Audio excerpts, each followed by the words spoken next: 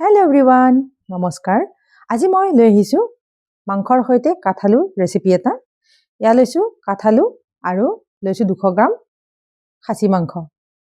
এইখিনি মই ইনগ্ৰেডিয়েণ্ট লৈ লৈছোঁ। ইয়াত আছে শুকান জলকীয়া বটি লৈছোঁ, গোটা জিৰা বটি লৈছোঁ, হালধি, নিমখ, পিঁয়াজ, তেজপাত। ইয়াত মই নহৰু আদাখিনি খুন্দি ল'লোঁ।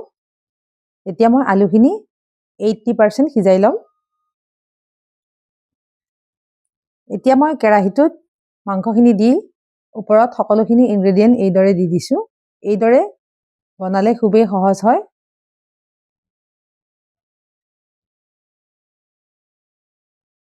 এতিয়া মই ইয়াতে আদা নহৰু পিহা ইয়াত তেল দিছোঁ। এইখিনি এতিয়া মই ভালদৰে লাৰি দি গেছটো ল' টু মিডিয়ামত ৰাখি ঢাকোন লগাই সিজিবলৈ দিম। আনফালে এয়া মোৰ আলু সিজিছে, ইফালে মাংসৰ পানীটো নাইকিয়া হৈছে। এতিয়া মই এইখিনি 2 পৰা 3 মিনিট ভালদৰে ভাজিম, যেতিয়ালৈকে পিঁয়াজৰ কালাৰটো চেঞ্জ নহয়। এতিয়া মই 1 কাপ গৰম পানী দিছোঁ, ঢাকোন লগাই সিজিবলৈ দিম। এইদৰে মই 4 পৰা 5 কাপ পানী দি এইদৰে ঢাকোন লগাই মই সিজাই লৈছোঁ।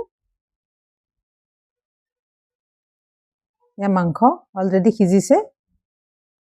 এতিয়া ইয়াতে মই সিজাই ৰখা আলুখিনি দি দিম।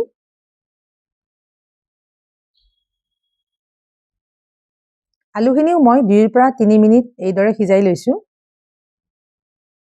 এইদৰে আলুখিনি ভাজিলে আলুত ইয়াৰে মছলাখিনি সোমাই যাব আৰু ইয়াৰে যেতিয়া পানীখিনি একেবাৰে নাইকিয়া হৈছে তেতিয়া মই জোখমতে পানীটো দি দিছোঁ।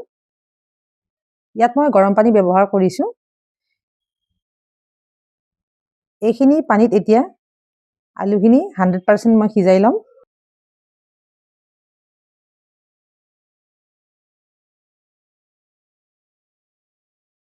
ইয়াত মই আলু সিজিছে নে নাই সিজে চাই লৈছোঁ। ইয়াত পাৰফেক্টকৈ সিজিছে। এতিয়া ইয়াতে মই আধা চামুচতকৈ অকণমান কম গৰম মছলা পাউডাৰ দিছোঁ। এয়া ৰেডি। এতিয়া মই ছাৰ্ভ কৰিবৰ কাৰণে এটা বাটিত এইদৰে উলিয়াই লৈছোঁ। আজিৰ মোৰ এই ভিডিঅ'টো যদি সঁচাকৈ আপোনালোকে চাই ভাল পাইছে তেতিয়াহ'লে এটা লাইক কৰিব, লগতে মোৰ চেনেলটো ছাবস্ক্ৰাইব কৰিব আৰু বেল আইকনটো বজাই দিব।